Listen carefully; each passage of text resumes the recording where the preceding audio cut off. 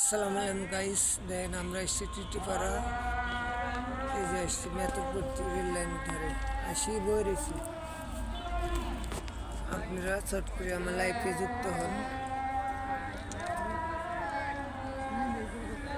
অনেকদিন ব্যস্তর কারণে আমি লাইফে আসতে পারিনি। আমার পেজের নাম হলো রিপন নায়ক। আমার ইউটিউব চ্যানেলের নামও রিপন নায়ক। অলরেডি আমার ভাই যুক্ত হয়েছে, কামাল ভাই।